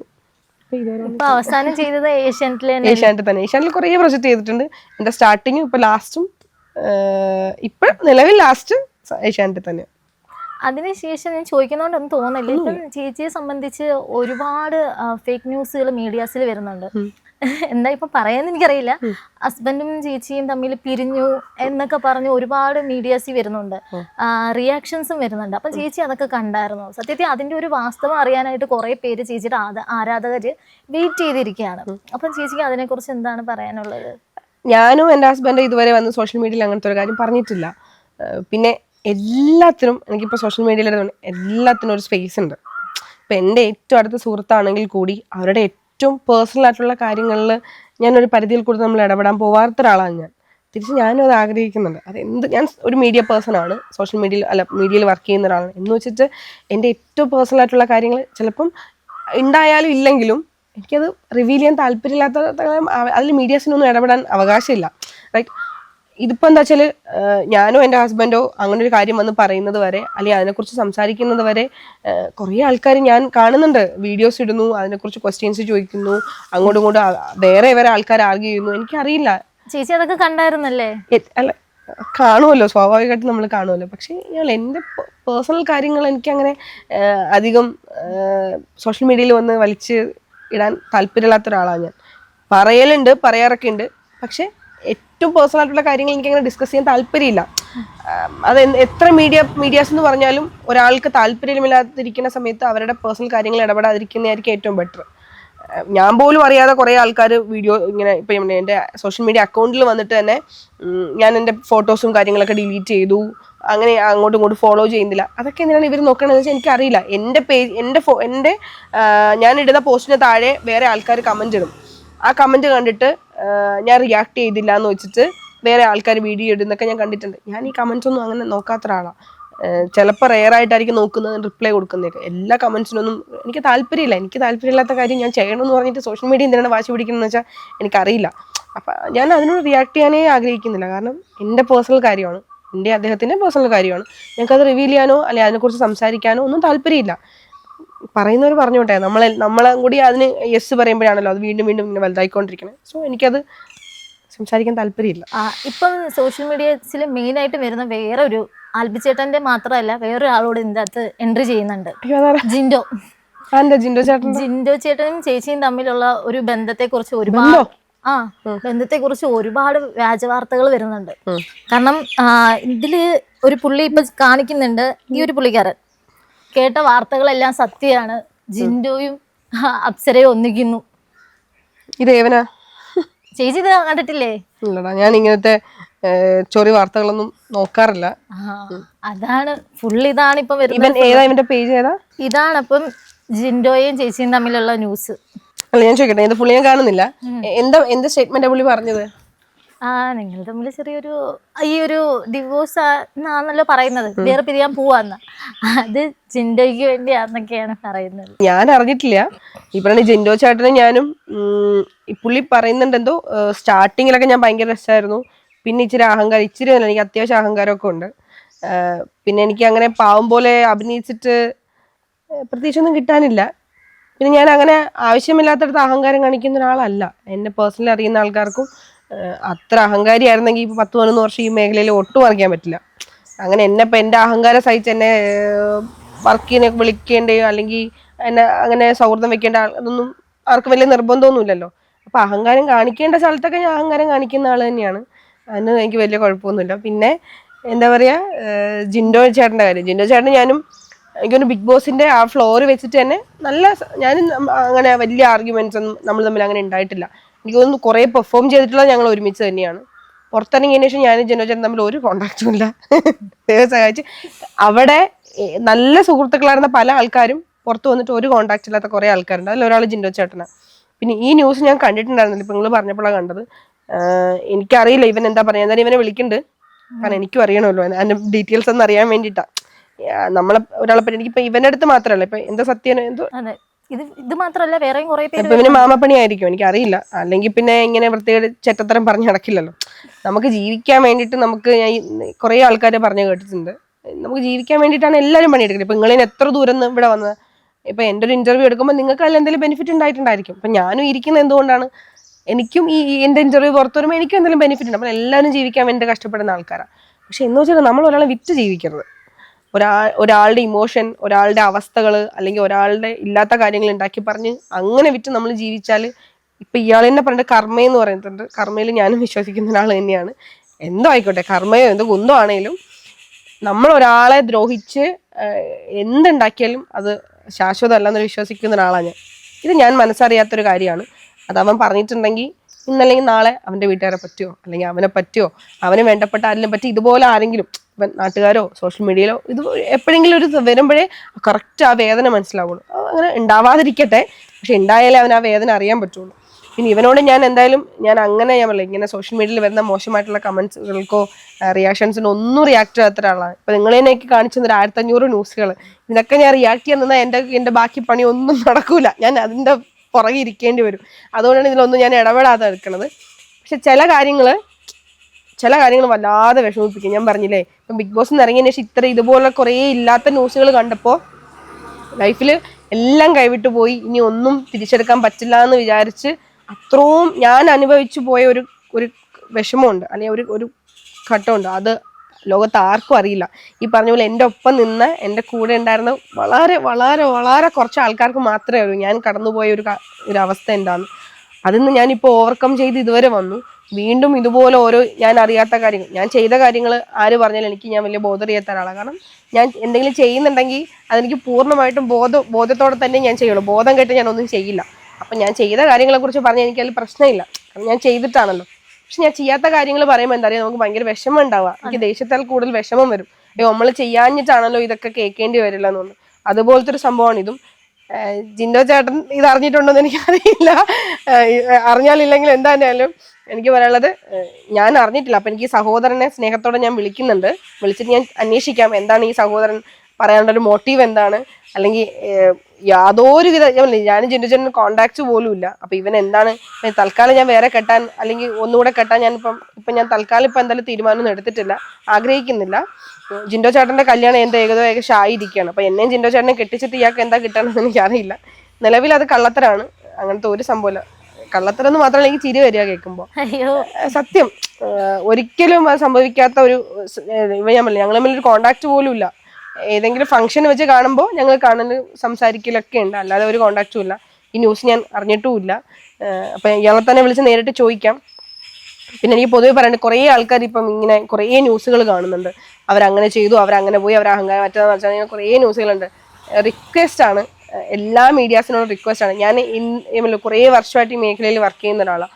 ഇതുവരെ ഏത് സോഷ്യൽ മീഡിയ ആൾക്കാർ വന്നാലും ഏത് മീഡിയാസിലെ ആൾക്കാർ വന്നാലും ഒരിക്കൽ പോലും ആരോടും മോശമായിട്ട് ഞാൻ ഇതുവരെ പെരുമാറിയിട്ടില്ല എന്നെ വിശ്വാസം. എല്ലാവരോടും സന്തോഷത്തോടെ ചിരിച്ചുകൊണ്ട് മാത്രമേ ഞാൻ വെൽക്കം ചെയ്തിട്ടുള്ളൂ. അപ്പൊ ആ ഒരു റെസ്പെക്റ്റും സ്നേഹവും തിരിച്ചും കിട്ടുമെന്ന് ഞാൻ വിശ്വസിക്കുന്നുണ്ട്. കാരണം ഞാൻ ചെയ്ത കാര്യങ്ങൾ നിങ്ങൾ എന്തും പറഞ്ഞോ, എനിക്ക് പ്രശ്നമില്ല. കാരണം ഞാൻ മീഡിയയിൽ വർക്ക് ചെയ്യുന്ന ഒരാളായതിന് സ്വാഭാവികമായിട്ടും എൻ്റെ വ്യക്തിപരമായ കാര്യങ്ങൾ അറിയാനും ആൾക്കാരിലേക്ക് എത്തിക്കാനും അത് വിറ്റ് പൈസ ഉണ്ടാക്കാനും സ്വാഭാവികമായിട്ടും മീഡിയസിലെ ആൾക്കാർക്ക് താല്പര്യം ഉണ്ടാകും. ഞാൻ ചെയ്ത കാര്യങ്ങൾ പറഞ്ഞോളൂ, ഞാൻ അതിൽ ബോധർ ചെയ്യുന്നേ ഇല്ല. പക്ഷെ ദൈവത്തെ ഓർത്ത് ചെയ്യാത്ത കാര്യങ്ങൾ പറയരുത്. കാരണം അത് എന്നെ സംബന്ധിച്ചിടത്തോളം അല്ലെങ്കിൽ എന്നെ പോലെ തന്നെ മറ്റൊരാളെ സംബന്ധിച്ചിടത്തോളം അത് നമുക്കുണ്ടാക്കുന്ന ഒരു വേദന ഉണ്ടല്ലോ, ലൈക്ക് ആ ഒരു വല്ലാത്തൊരു അവസ്ഥയാണ്. ആ ഒരു അവസ്ഥയോടെ കടന്നു പോകാന്ന് പറയുമ്പോൾ അത് അനുഭവിച്ചിട്ടുള്ള ആൾക്കാർക്ക് അറിയാൻ പറ്റുള്ളൂ. കാരണം നമുക്ക്, ഞാൻ മാത്രമല്ല, എനിക്ക് അമ്മയുണ്ട്, എനിക്കൊരു ചേച്ചിയുണ്ട്, അവൾക്ക് കുടുംബമുണ്ട്, കുട്ടികളുണ്ട്, നമ്മളെ ചുറ്റിപ്പറ്റി നിൽക്കുന്ന കുറേ സൗഹൃദങ്ങളുണ്ട്. ഇവർക്കൊക്കെ ഈ ക്വസ്റ്റ്യൻസ് ഉണ്ടാവും. നമ്മളിങ്ങനെ ന്യൂസ് കേട്ടല്ലോ സത്യമാണോ എന്ന് ചോദിക്കുമ്പോൾ അവർക്ക് മറുപടി പറയണം. അത് ഒരാളടുത്ത് മറുപടി പറയും, രണ്ടാമത്തെ ആളടുത്ത് മറുപടി. ഇത് പറഞ്ഞു പറഞ്ഞു പറഞ്ഞു പറഞ്ഞ് അവരെ കൂടി അത് ബാധിക്കും. ദൈവത്തെ ഓർത്ത്, ഞാനൊരു സാധാരണ മനുഷ്യനാണ്, ദൈവാനുഗ്രഹം കൊണ്ടൊരു കലാകാരിയായിട്ട് ജനിച്ചു. അത് നന്നായിട്ട് പെർഫോം ചെയ്യാൻ ഭഗവാനായിട്ട് തന്നെ എനിക്കൊരു അവസരം തന്നു. ഇതുവരെ ഞാൻ ആരെയും ദ്രോഹിക്കാതെ ഇതുവരെ എത്തി. വളരെ കഷ്ടപ്പെട്ടാണ് എത്തിയത്. കാരണം അങ്ങനെ സപ്പോർട്ട് ചെയ്യാൻ അങ്ങനെ ഒരുപാട് ആൾക്കാരൊന്നും ഉണ്ടായില്ല. ഈ ഒരു മേഖലയിൽ വലിയ ബന്ധങ്ങളൊന്നുമില്ല, ബന്ധങ്ങളുള്ള ആൾക്കാരില്ല. പക്ഷെ എൻ്റെ കഴിവ് കൊണ്ടും ചിലപ്പോൾ ഈ പറയുന്ന പോലെ നല്ല പെരുമാറ്റം കൊണ്ടൊക്കെ ആയിരിക്കാം, ദൈവം സഹായിച്ച് ഗുരുത്വം കൊണ്ടൊക്കെ ആയിരിക്കാം ഈ ഒരു ഇത്ര വരെ എത്താൻ പറ്റി. പക്ഷെ ആ കഷ്ടപ്പെട്ടുണ്ടാക്കി ഞാൻ ഉണ്ടാക്കി വെച്ച ആ ഒരു സംഭവം ഞാൻ അറിയാത്ത കാര്യങ്ങൾ പറഞ്ഞ് പ്രചരിപ്പിച്ച് നശിപ്പിച്ച് കളയരുത്. അത് റിക്വസ്റ്റ് ആണ്. കാരണം എനിക്ക് ഈ മേഖലയിൽ വർക്ക് ചെയ്യണമെന്ന് ആഗ്രഹമുണ്ട്, ജീവിക്കണമെന്ന് ആഗ്രഹമുണ്ട്. സത്യം ജീവിക്കണമെന്ന് ആഗ്രഹമുള്ളതുകൊണ്ട് ഞാൻ പറയാം, അത്ര മോശമായൊരവസ്ഥയിലൂടെയാണ് ഞാൻ ഈ ഒരു 3-4 മാസമായിട്ട് കടന്നു പോയത്. അത് ലോകത്തുള്ള ആർക്കും അറിയില്ല. കാരണം എനിക്ക് എൻ്റെ സന്തോഷങ്ങൾ പങ്കുവയ്ക്കാൻ എനിക്ക് ഇഷ്ടമാണ്. സങ്കടങ്ങൾ എനിക്ക് അങ്ങനെ അധികം പറഞ്ഞു നടക്കുന്ന ഒരാളല്ല ഞാൻ, എനിക്ക് ഇഷ്ടമല്ലാത്ത ഒരാളാണ്. കാരണം എല്ലാവർക്കും വിഷമങ്ങളുണ്ട്. അപ്പം നമ്മൾ സങ്കടവും കൂടെ പറഞ്ഞ് അവരെയും കൂടി ഇരട്ടിയാക്കേണ്ട ആവശ്യം എനിക്ക് അങ്ങനെ ഷെയർ ചെയ്യാം, എല്ലാവരും ഷെയർ ചെയ്യാത്ത ഒരാളാണ്. പക്ഷെ ഇതിങ്ങനെ കേൾക്കുന്തോറും നമ്മൾ അനുഭവിക്കുന്നു അത്രയും മോശമായിട്ടൊരവസ്ഥയിലൂടെ ഞാൻ ഇത്ര നാളെത്തിയത്. അവിടെ നിന്ന് വീണ്ടും എനിക്കൊരവസ്ഥയിലേക്ക് കൊണ്ടുപോകരുത്. ദൈവത്തെ ഓർത്ത് ജീവിച്ചു പോയിക്കോട്ടെ. ഞാൻ ആരെയും ദ്രോഹിക്കാൻ പറ്റുന്ന ഒരാളല്ല, എനിക്ക് താല്പര്യമില്ല. അപ്പോൾ എന്തിനാണ് ആവശ്യമില്ലാത്ത കാര്യങ്ങൾ പറഞ്ഞതെന്ന് വെച്ചാൽ എനിക്ക് അറിയില്ല. അപ്പം റിക്വസ്റ്റ് ആണ്. ഇപ്പം നമുക്ക് എല്ലാവരോടും നടന്നത് പറയാൻ പറ്റില്ല, ഞാനത് ചെയ്തിട്ടില്ല, നിങ്ങൾ കേൾക്കണത് കള്ളത്തരാണ്. ഇത് പല ആൾക്കാർ നമ്മുടെ അടുത്ത്, ഇപ്പം എൻ്റെ അമ്മ തന്നെ പുറത്തു പോകുന്ന ഒരാളാണ്. എൻ്റെ അമ്മ പ്രായമായിട്ടുള്ള ഒരാളാണ്, അമ്മ ഫോൺ ഉപയോഗിക്കുന്ന ഒരാളാണ്. അമ്മയ്ക്കും സുഹൃത്തുക്കളുണ്ട്. അവരെ വിളിച്ചിട്ട് ഞങ്ങളൊരു ന്യൂസ് അറിഞ്ഞു സത്യമാണോ എന്ന് ചോദിക്കുമ്പോൾ അമ്മയ്ക്കത് വിഷമാണ്. അമ്മ എന്നോട് ചോദിക്കും, ഞാനും അമ്മയും തമ്മിൽ ഇതാവും. അപ്പൊ ചേച്ചി ടീച്ചറാണ്, അവൾ പഠിപ്പിക്കുന്ന പിള്ളേരുണ്ട്, അവരൊക്കെ ഇത് അങ്ങനെ കുറേ നമ്മളുമായിട്ട് ചുറ്റിപ്പറ്റി നിൽക്കുന്ന ആൾക്കാരെ കൂടി ഇത് ബാധിക്കുന്നുണ്ട്. അപ്പൊ അതുകൊണ്ട് റിക്വസ്റ്റ് ആണ്, ആവശ്യമില്ലാത്ത കാര്യങ്ങൾ പറഞ്ഞ് പ്രചരിപ്പിച്ച് നിങ്ങൾ ജീവിക്കാൻ വേണ്ടി എന്തും ചെയ്ത് ജീവിക്കാന്ന് വിചാരിക്കരുത്. കഷ്ടപ്പെട്ട് ജീവിച്ചോ, എല്ലാവരും കഷ്ടപ്പെട്ടാൽ. നിങ്ങളിൽ എത്ര ദൂരം നിന്ന് വരുന്ന ആൾക്കാരാ, റെസ്പെക്റ്റ് ആണ് എനിക്ക്. ഞാൻ ഇപ്പൊ നിങ്ങൾ എത്രതിന് മുമ്പ് റെഡി ആയിരുന്ന ആളാ. അതെന്താന്ന് വെച്ചാൽ നിങ്ങൾക്ക് തരുന്ന റെസ്പെക്റ്റ് ആണ്. ഞാൻ കാരണം ഒരു മിനിറ്റ് പോലും നിങ്ങൾ വൈകിക്കരുത്, നിങ്ങൾക്ക് ചിലപ്പോൾ തിരിച്ചു പോകാനുള്ള ആൾക്കാരാണ്. അത് റെസ്പെക്റ്റ് ആണ്. കാരണം ഞാൻ ഇതേപോലെ കഷ്ടപ്പെട്ട് വന്ന ഒരാളാണ്. അപ്പം എനിക്കറിയാം, ഞാനും ഇതേപോലെ കുറേ ആൾക്കാർക്ക് വേണ്ടി വെയിറ്റ് ചെയ്തിരുന്നിട്ടുള്ള ആളാണ്. അതൊരിക്കലും ഞാൻ ആ ഒരു റെസ്പെക്റ്റ് കൊടുക്കുന്നതുകൊണ്ടായിരിക്കാം എനിക്ക് ഇപ്പോഴും ഭഗവാൻ പുതിയ അവസരങ്ങൾ തന്നുകൊണ്ടിരിക്കണം. പക്ഷെ ഒരിക്കലും ആ കഷ്ടപ്പെട്ട് വന്ന ഒരു വ്യക്തിയെ ആവശ്യമില്ലാത്ത കാര്യങ്ങൾ പറഞ്ഞ് നശിപ്പിക്കരുത്. അതിപ്പോൾ എൻ്റെ കരിയർ ആണെങ്കിലും വ്യക്തിപരമായിട്ടാണെങ്കിലും എന്നെ അത് ബാധിക്കുന്നുണ്ട്.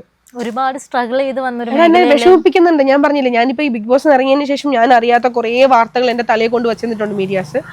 ഞാൻ എവിടെയെങ്കിലും റിയാക്ട് ചെയ്യുന്നത് കണ്ടിട്ടുണ്ട്. ഞാൻ റിയാക്ട് ചെയ്തില്ല. അതെന്ന് വെച്ചാൽ എനിക്ക് അതിന് പറ്റില്ല. എനിക്ക് പുതിയ കാര്യങ്ങൾ ചെയ്യണം, എനിക്ക് ലൈഫിൽ എന്തെങ്കിലുമൊക്കെ ആവണമെന്ന് ഭയങ്കര പാഷനേറ്റീവ് ആയിട്ടുള്ള ഒരാളാണ് ഞാൻ. അപ്പൊ അതിനിടയിൽ വന്നിട്ട് ഈ ഇത്തരം വാർത്തകൾക്ക് കമന്റ് കൊടുക്കുക, റിപ്ലൈ കൊടുക്കുക, അതിന്റെ പിന്നാലെ പോകാൻ എനിക്ക് താല്പര്യമില്ല.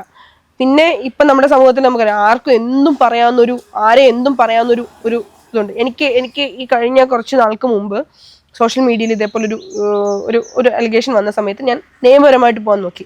സോഷ്യൽ മീഡിയയിൽ ഞാൻ റിപ്ലൈ കൊടുക്കുന്നില്ല. നിയമപരമായിട്ട് പോകാൻ വേണ്ടി പോയപ്പോൾ എനിക്ക് അവിടെ നിന്ന് കിട്ടിയൊരു, ഇപ്പം എല്ലാവരും പറഞ്ഞു സ്ത്രീകൾക്ക് ഭയങ്കര പ്രൊട്ടക്ഷൻ ആണെന്നൊക്കെ പറയും. ഞാൻ അവിടെ പോയപ്പോൾ എനിക്ക് അവിടെ നിന്ന് കിട്ടിയ ഒരു മറുപടി എന്ന് വെച്ചാൽ, ഇപ്പോൾ നമ്മുടെ സോഷ്യൽ മീഡിയയിൽ വന്നിട്ട് പേഴ്സണലി ഇപ്പം നമ്മുടെ ഫോട്ടോ ഒരു മോർഫിയോയോ അല്ലെങ്കിൽ അല്ലാത്ത രീതിയിൽ നമ്മളെ ഇതാക്കി ചെയ്താൽ മാത്രമേ അവർക്ക് അതിനെതിരെ കേസ് എടുക്കാൻ പറ്റുമോ എന്നുള്ള റൈറ്റ്സ് ഉള്ളൂ.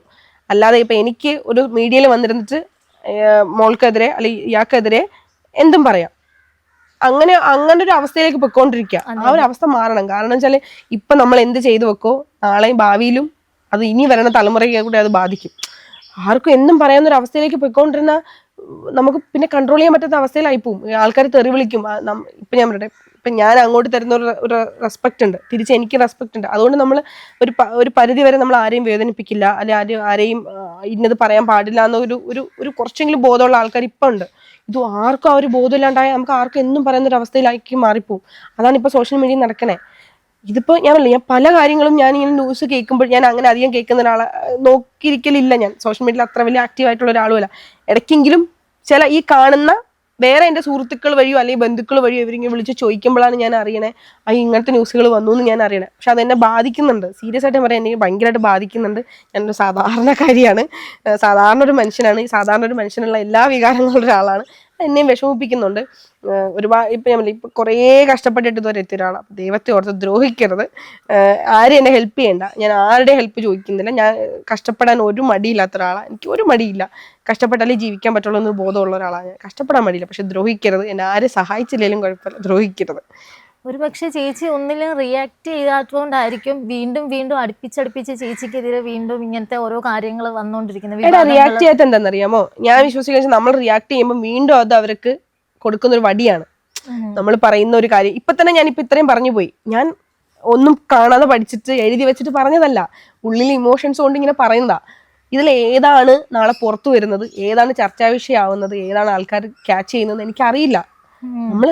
നമ്മൾ അല്ലെങ്കിൽ നമ്മൾ അത്രയും ഇത് പഠിച്ച് ആൾക്കാരെ കബളിപ്പിക്കാൻ അറിയുന്ന ആൾക്കാരായിരിക്കണം. എന്ത് പറഞ്ഞാലാണോ ആൾക്കാരുടെ മനസ്സിൽ സ്ഥാനം കിട്ടുക, എന്ത് പറഞ്ഞാലാണോ എവിടെ പറയണം, ആൾക്കാരുടെ മൈൻഡ് അറിഞ്ഞിട്ട്. ഞാൻ അങ്ങനെ മൈൻഡ് നോക്കി സംസാരിക്കുന്ന ഒരാളല്ല. എനിക്ക് വന്നൊരു ക്വസ്റ്റ്യൻ എൻ്റെ മനസ്സിലൊരു ഇമോഷന്റെ പുറത്ത് ഞാൻ ഇങ്ങനെ പറഞ്ഞു. അതിൽ ഏതാണ് നാളെ ആൾക്കാർ അത് ഏറ്റെടുക്കുക എന്ന് പറയാൻ പറ്റില്ല.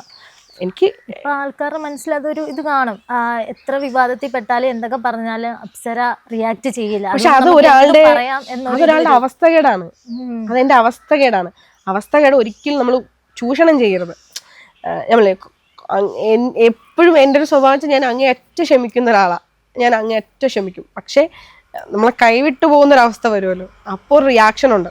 ചിലപ്പോൾ അത് ഓപ്പോസിറ്റ് നിൽക്കുന്ന ആൾക്കാർക്ക് താങ്ങാൻ പറ്റിയെന്ന് വരില്ല.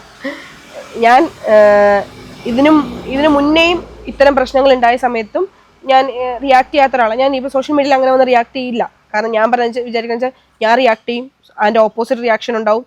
ഇത് ഇങ്ങനെ കണ്ടിന്യൂ ചെയ്ത് പോയിക്കൊണ്ടിരിക്കും. അപ്പോൾ നമ്മളെ വിറ്റ് വേറൊരാൾക്ക് ജീവിക്കേണ്ട ആവശ്യമില്ലല്ലോ. അതുകൊണ്ട് ഞാനത് റിയാക്ട് ചെയ്യാത്ത ഒരാളാണ്. പിന്നെ എൻ്റെ പേഴ്സണൽ കാര്യങ്ങളൊന്നും എനിക്ക് അങ്ങനെ അധികം വന്നിരുന്ന് ഇങ്ങനെ ചളിവാരി അറിയാൻ താല്പര്യമില്ലാത്ത ഒരാളാണ് ഞാൻ. അപ്പോൾ അതുകൊണ്ടാണ് പലപ്പോഴും കണ്ണടക്കുന്നത്. പക്ഷെ നമ്മൾ സഹിക്കുന്നതിനൊക്കെ നമ്മൾ പാതാളം വരെ ക്ഷമിക്കാം. പക്ഷെ അത് കഴിഞ്ഞിട്ടും ചൊറിയാൻ വന്നാൽ ചിലപ്പോൾ ഞാൻ റിയാക്ട് ചെയ്യും. ആ റിയാക്ട് ചെയ്യുന്ന ചിലപ്പോൾ ഈ അവർക്കൊന്നും താങ്ങാൻ പറ്റില്ല. അതുകൊണ്ട് ഞാൻ ഇപ്പൊ പക്ഷെ ഇയാളെ ഞാൻ എന്തായാലും വിളിച്ച് ചോദിക്കും. വഴക്കിനൊന്നും അല്ല, എനിക്കൊന്നും അറിയാനാ ആ പുള്ളിക്കാരനെ ഏത് മൊമെന്റിലാണ് അങ്ങനെ. പുള്ളിക്കാരനെ ഹാപ്പിയാ, പുള്ളിക്കാരൻ ചിരിച്ച് ആ രീതിയിൽ എടുക്കും. പക്ഷെ ആക്ച്വലി ഞാൻ ഇപ്പൊ നമുക്ക് കുറെ ആൾക്കാർ ഇങ്ങനെ തലയിൽ കൊണ്ടുവരുന്ന കുറെ ബാഗേജസ് ഉണ്ട്. നമ്മൾ പോലും അറിയാത്ത, നമ്മൾ ആഗ്രഹിക്കാത്ത, ചിന്തിക്കാത്ത കുറെ കാര്യങ്ങൾ കൊണ്ടിട്ടിട്ട് തന്നിട്ടുണ്ട്. അതൊന്നും മൈൻഡ് ചെയ്യുന്നില്ല, റിയാക്ട് ചെയ്യുന്നില്ല എന്ന് വെച്ചിട്ട് അവരെന്തും പറയാന്ന് വിചാരിക്കരുത്. ഒരു മനുഷ്യന്മാരാണെന്നുള്ളൊരു സാധാരണ ഒരു മനുഷ്യനാണെന്നുള്ളൊരു പരിഗണന കൊടുത്താൽ നന്നായിരിക്കും എല്ലാവർക്കും. എന്തായാലും ഹാപ്പി ആയിട്ടിരിക്കുക. പിന്നെ ഭയങ്കര ഹാപ്പിയാ. ഈ ഇടയ്ക്ക് സിജോ ചേട്ടന്റെ കല്യാണം ഉണ്ടായിരുന്നല്ലോ, അടിച്ചു കളിച്ചോ? സൂപ്പറായിരുന്നു. ലൈക്ക് നമ്മൾ കുറേ എന്താ പറയാ ആൾക്കാർ വെയിറ്റ് ചെയ്തിരുന്നു. കുറെ ആൾക്കാരെ കാണാൻ പറ്റിയില്ലേ? ബിഗ് ബോസിന് ശേഷം എല്ലാവരും ഒരുമിച്ച് കൂടുന്ന ഒരു ഫംഗ്ഷൻ അതായിരുന്നു.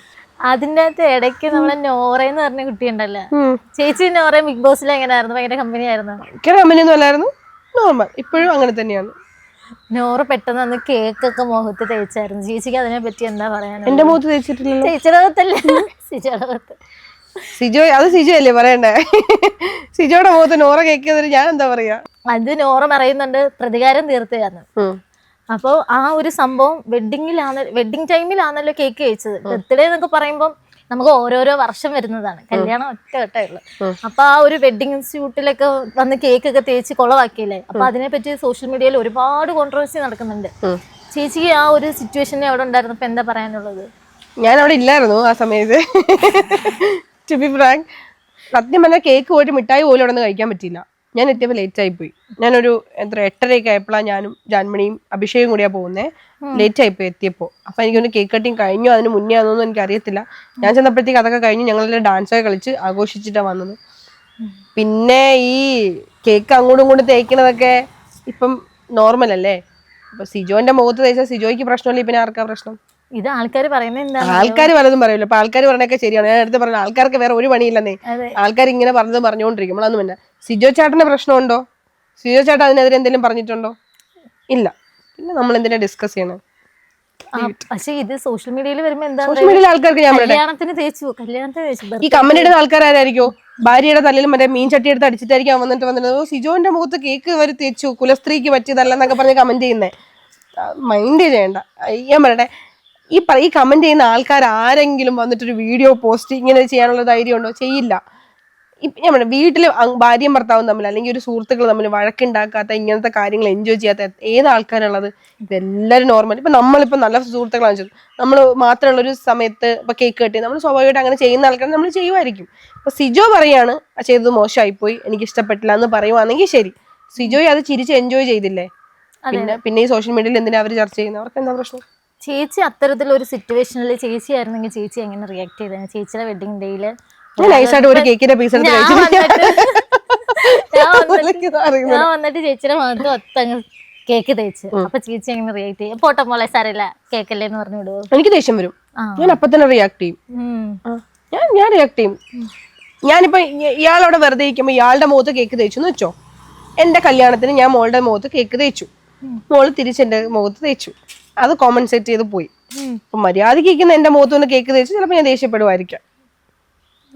സിജോ ദേഷ്യപ്പെട്ടില്ലല്ലോ, സിജോ ചിരിച്ചത് എൻജോയ് ചെയ്തില്ലേ? പിന്നെ എന്തിനാണ് സോഷ്യൽ മീഡിയയിലെ ആൾക്കാർക്ക് ഇത്ര പ്രശ്നം? സോഷ്യൽ മീഡിയയിൽ എന്താ ഇത് ഭയങ്കര സംഭവമാണ്. നോറ അങ്ങനെ ചെയ്യാൻ പാടില്ല, നോറ ചെയ്തത് തെറ്റ് കണ്ട് അവിടെ നിന്നവരെല്ലാം വെറുതെ നോക്കി നിന്നു, അവര് റിയാക്ട് ചെയ്തില്ല. അതാ പറയും, ചെയ്ത ആൾക്കാർക്കും അത് അനുഭവിച്ച ആൾക്കും പ്രശ്നമില്ലെങ്കിൽ പിന്നെ എന്തിനാണ് മറ്റുള്ളവർ അതിനെ ബോധർ ചെയ്യുന്നത്? ബിഗ് ബോസില് മാരാറായിട്ടുള്ളൊരു ഇഷ്യൂ ഉണ്ടായിരുന്നല്ലോ, അത് ചേച്ചി മാനസികമായിട്ട് വല്ലാണ്ട് ബാധിച്ചു. സത്യം പറഞ്ഞ മാരാറായിട്ടുള്ള ഇഷ്യൂ, ഞാനും മാരാറായിട്ട് ഒരു പ്രശ്നമില്ല. ഞാനും മാരാറും സിജോന്റെ കല്യാണത്തിന് പോയി, ഞങ്ങൾ സംസാരിച്ചു, ഞങ്ങൾ ഒരുമിച്ച് നിന്ന് ഫോട്ടോ എടുത്തു. ഞാനും മാരാറും തമ്മിൽ ഞങ്ങൾ തമ്മിൽ ഒരു പ്രശ്നമില്ല. ഇത് ഞാൻ പോസ്റ്റ് ചെയ്തിട്ടില്ല. ഞാനും മാരാറും ഞങ്ങൾ തമ്മിൽ ഒരു പ്രശ്നമില്ല. പിന്നെ മാരാറുമായിട്ട് വേറെ ആർക്കെങ്കിലും ഒക്കെ പ്രശ്നം ഉണ്ടായിട്ടുണ്ടെങ്കിൽ അത് അവർ തമ്മിലുള്ള കാര്യങ്ങളാണ്. ഞാൻ അതുമായിട്ട് ഒരു ബന്ധമില്ല. ഞാൻ അറിയാത്ത കാര്യമാണ്. ഞാൻ ആ ഇഷ്യൂ നടക്കുന്ന സമയത്ത് ഞാൻ നാട്ടിലേ ഉണ്ടായില്ല. ഞാൻ അതിൻ്റെ ഉള്ളിൽ നിൽക്കുകയാണ്. എൻ്റെ അഭിപ്രായം ചോദിച്ചിട്ടില്ല, ഞാൻ എൻ്റെ അഭിപ്രായം ഒരിടത്തും പറഞ്ഞിട്ടില്ല. അപ്പോൾ ഞാൻ അറിയാതെ ഉണ്ടായ ഒരു പ്രശ്നത്തിൻ്റെ പേരിൽ എന്നെ ബാധിച്ചോ എന്ന് ചോദിച്ചാൽ ബാധിച്ചു. അത് ഞാൻ പറഞ്ഞു, ഞാൻ അറിയാതെ എനിക്ക് കുറേ കാര്യങ്ങൾ തലയിൽ കിട്ടുന്ന ഒരാളാണ്. വഴിയെ പോകുന്ന ഏണിയൊക്കെ വന്നു കയറും. അതുകൊണ്ട് പക്ഷെ ഞാൻ എൻ്റെ വാ കൊണ്ടൊന്നും പറഞ്ഞിട്ടില്ല. പറയാതെ തന്നെ എന്നെ അത് ബാധിച്ചു എന്നുള്ള കാര്യം സത്യമാണ്, വേദനിപ്പിച്ചു എന്നുള്ള കാര്യം സത്യമാണ്. പക്ഷെ എന്ത് ചെയ്യാൻ പറ്റും? അത് വിധിയാണ്. നമ്മൾ ചില കാര്യങ്ങൾ അനുഭവിക്കാൻ യോഗം ഉണ്ടെങ്കിൽ അനുഭവിച്ചു എന്നുള്ള കാര്യം സത്യമാണ്. ആ ഒരു ടൈമിൽ ആൽബി ചേട്ടനെ ഇതിനെതിരെ നല്ലപോലെ റിയാക്ട് ചെയ്തായിരുന്നു. ചേച്ചി അത് കണ്ടായിരുന്നോ? കണ്ടു. അപ്പൊ ചേച്ചിക്ക് എന്താണ് റിയാക്ട് ചെയ്ത സമയത്ത് ഞാൻ കണ്ടിട്ടില്ല. അഖിൽ ചേട്ടൻ ഒരു സ്റ്റേറ്റ്മെന്റ് പറഞ്ഞു, ആൽബി ചേട്ടൻ റിയാക്ട് ചെയ്തു, അത് എന്നെ ബാധിച്ചു. അതിനുശേഷം ഞാൻ പുറത്തിറങ്ങി മാസങ്ങൾ കഴിഞ്ഞതിന് ശേഷമാണ് ഞാനത് കാണുന്നത്. കഴിഞ്ഞുപോയ കാര്യം പിന്നെ തിരിച്ച് അതിനോർത്ത് സങ്കടപ്പെട്ടിരുന്നിട്ട് കാര്യമില്ലല്ലോ, അത് കഴിഞ്ഞു പോയില്ലേ, അത് ആവർത്തിക്കാതിരിക്കുക, അത്രേ ഉള്ളൂ. എന്തായാലും സംഭവിച്ചു അത്. പിന്നെ ഇവിടെ അഖിൽ ചേട്ടൻ വന്നിട്ട് എന്നോട് സംസാരിച്ചു. അതിനെതിരെ ലൈക്ക് എൻ്റെ അടുത്ത് സോറിയൊക്കെ പറഞ്ഞിട്ടുണ്ടായിരുന്നു പുള്ളി. എനിക്ക് ഏതെങ്കിലും തരത്തിൽ വിഷമിപ്പിച്ചിട്ടുണ്ടെങ്കിൽ സോറി പറഞ്ഞിട്ടുണ്ടായിരുന്നു. ഞാനത് അക്സെപ്റ്റ് ചെയ്തു. കാരണം നമ്മൾ അങ്ങനെ ആവശ്യമില്ലാത്ത കാര്യങ്ങളും ബാഗേജസ് ആയിട്ട് കൊണ്ടുനടന്നിട്ട് കാര്യമില്ല. ഫാസ്റ്റ് കഴിഞ്ഞു, അത്രേ ഉള്ളൂ. ലൈഫിൽ മറക്കാനാവാത്തൊരു അനുഭവം ഒരുപാടുണ്ടടാ. എടുത്ത് പറയത്തക്ക നമ്മൾ ഇടയ്ക്കിടയ്ക്ക് കുത്തി നോക്കുന്ന ഒരു കാര്യങ്ങൾ കുറേ ഉണ്ട്. എനിക്ക് തോന്നുന്നു എൻ്റെ ലൈഫിൽ ഞാൻ സന്തോഷങ്ങൾ ചിലപ്പോൾ പെട്ടെന്ന് മറക്കുമായിരിക്കും, എനിക്ക് കിട്ടിയ വേദനകൾ ഞാൻ മറക്കൂല. ഞാൻ അതിങ്ങനെ എപ്പോഴും ഇങ്ങനെ പുറത്ത് കാണിക്കില്ല എന്നേ ഉള്ളൂ. പക്ഷെ എൻ്റെ ഒരു മനസ്സിൻ്റെ ഒരു കോണിൽ ഇങ്ങനെ വെച്ചിട്ടുണ്ട്. എനിക്ക് തോന്നുന്നു ഞാൻ ഈ ഒരു പ്രൊഫഷനിൽ ഇപ്പം ഇത്ര വരെയെങ്കിലും എത്തിയിട്ടുണ്ടെങ്കിൽ ചിലപ്പോൾ എൻ്റെ ലൈഫിൽ എനിക്ക് കിട്ടിയ എന്തെങ്കിലും സങ്കടങ്ങൾ എനിക്ക് തരുന്ന ഒരു സപ്പോർട്ടാണ്. എനിക്ക് കിട്ടിയ സന്തോഷങ്ങളെക്കാൾ കൂടുതൽ എനിക്ക് എപ്പോഴും ഒരു പ്രചോദനമെന്ന് ഞാൻ മനസ്സിൽ വിചാരിക്കുന്നത് എൻ്റെ ലൈഫിൽ എനിക്ക് കിട്ടിയ സങ്കടങ്ങളാണ്. അപ്പം എനിക്ക് ഒരിക്കലും ഇപ്പം എനിക്ക് എന്ത് വയ്യായിക വന്നാലും എന്ത് ബുദ്ധിമുട്ട് വന്നാലും എനിക്കിങ്ങനെ തളർന്നിരിക്കാൻ തോന്നൂല. വരണം, എന്തെങ്കിലും ആവണം എന്നിങ്ങനെ മനസ്സിലൊരു ചിന്ത വരും. അങ്ങനെ കുറേ വിഷമങ്ങളുണ്ട് മനസ്സിൽ, കുറേ അങ്ങനത്തെ സാഹചര്യങ്ങളിലൂടെ കടന്നു വന്നിട്ടുണ്ട്. അതൊന്നും ഞാനിപ്പോൾ പറയാൻ ആഗ്രഹിക്കാത്തത് അത് അത് പറയുന്തോറും വിഷമങ്ങൾ ഉണ്ടാവും. ഓർക്കുമ്പോൾ പോലും വിഷമങ്ങളാണ്. എനിക്ക് വിഷമിപ്പിക്കുന്നത് ഇഷ്ടമല്ല, വിഷമങ്ങൾ ഓർക്കാനും ഇഷ്ടമല്ല, വിഷമിപ്പിക്കാനും ഇഷ്ടമല്ല. എനിക്ക് എപ്പോഴും സന്തോഷം കൊടുക്കാനും സന്തോഷിച്ചിരിക്കാനും ആഗ്രഹിക്കുന്ന ഒരാളാണ് ഞാൻ. അപ്പൊ അങ്ങനത്തെ കാര്യങ്ങൾ ഞാൻ ഓർക്കാറില്ല, അതാണ് സത്യം. പക്ഷെ അത് മനസ്സിലുണ്ട്, അത് ഇങ്ങനൊരു ഫയറാണ് മനസ്സിൽ. അത് സീരിയസ് ആയിട്ട് എനിക്ക് എന്റെ ലൈഫിൽ ഞാൻ ഇപ്പൊ എല്ലാരും പറയും അച്ഛൻ, ഞാൻ ചെറിയ പ്രായത്തിൽ എൻ്റെ അച്ഛൻ മരിച്ചുപോയി.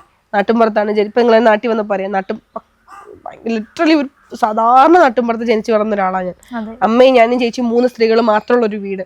ആ വീട്ടിൽ നിന്ന് ഇത്രയും വലിയൊരു പ്രൊഫഷനിൽ എത്തുക, അവിടെ ഈ ഒരു 11 വർഷം നിലനിൽക്കുക എന്ന് പറയുമ്പോൾ എന്നെ പോലത്തെ ഒരു പെൺകുട്ടിക്ക് ഭയങ്കര റിസ്ക്കാ.